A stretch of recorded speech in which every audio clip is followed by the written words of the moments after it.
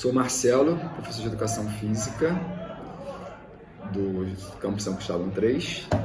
E é isso, né? Quando você teve contato com futebol? Então, eu comecei a jogar futebol muito novo. Eu, com 4 anos, já enchi o saco dos meus pais, que eu queria fazer escolinha, queria jogar e tal.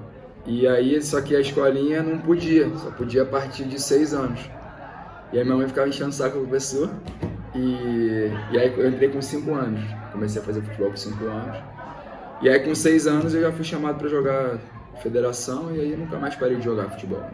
Até hoje. E você já gostava ou foi algum incentivo? Então, como é desde muito pequeno, eu não lembro exatamente. O meu pai gosta de futebol, mas nunca jogou, não jogava mal pra burro, inclusive. Então, certamente ele teve influência nisso, né? No meu gostar, ele vê futebol de tarde, mas eu não consigo precisar para vocês o quão foi dele, o quão foi meu mesmo, né? Eu acho também que socialmente é mais fácil a gente gostar de futebol, porque a gente nós meninos ganhamos uma bola logo de cara, né? Chuta a bola aí. Então tem um contexto social por trás que a gente não pode invalidar, né? Mas diretamente comigo, com certeza a minha maior influência foi meu pai, mas não por jogar. E meu contato com o futebol foi milhares de vezes maior do que o meu pai teve, entendeu? Então, eu acho que eu responderia assim, teve influência do meu pai com certeza, mas eu não sei dizer para vocês exatamente como foi, porque eu era muito pequeno. Qual a sua maior memória em relação a essa prática esportiva? A mais marcante?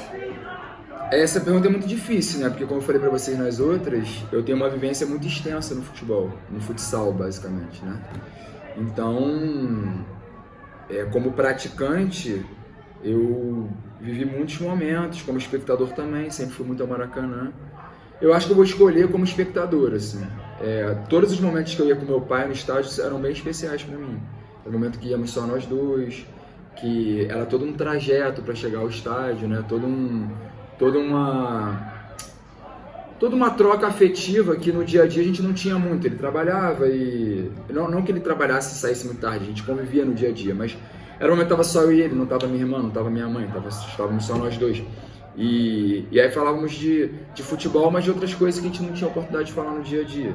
E eu comecei no estádio com ele muito pequeno, então a conversa ela ia se transformando também, né? Primeiro uma conversa muito de um adulto com uma criança, depois um adolescente, depois 2 adultos. A gente até hoje vai no estádio junto. E eu torci pra qual time? Pro melhor, né, Felipe? Isso aí não precisa, tá na minha cara, né? Nós dois somos flamenguistas e eu acho que essa é a memória mais marcante que eu tenho, assim. Não diria um jogo específico, mas das tardes que eu tinha. Momento, né? Eu tenho esses domingos enquadrados na minha memória, sabe? De manhã ir pra praia, almoçar e depois de tarde pegar um ônibus ou um metrô e ir pro estádio e voltar de noite, lanchar junto. Então, é uma memória afetiva, né? E é isso, como praticante eu teria várias para falar, assim, mas nada tão afetivo quanto isso. Que lições você aprendeu com o futebol, seja jogando, torcendo ou assistindo? Que eu aprendi não, que eu aprendo, né? Porque, bom, ainda trabalho com futebol aqui na escola, né? Temos um projeto de futsal.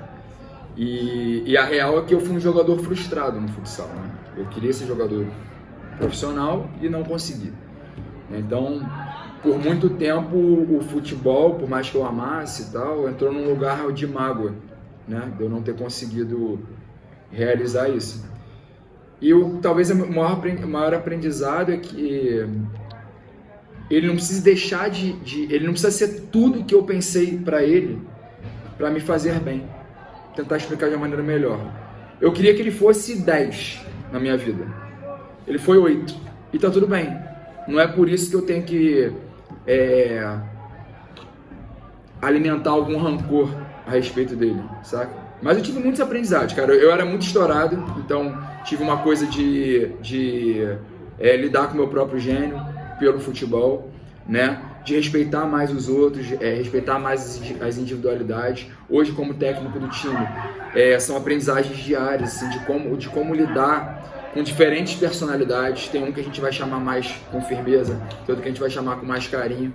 Então, assim, como o conteúdo de vocês é como o futebol explica o mundo, eu consigo falar com clareza como o futebol explica a minha personalidade. Então, assim, meus aprendizados afetivos, relacionais, psicológicos e cognitivos também tem tudo a ver com a minha prática do futebol, tanto quanto atleta e agora como professor, treinador.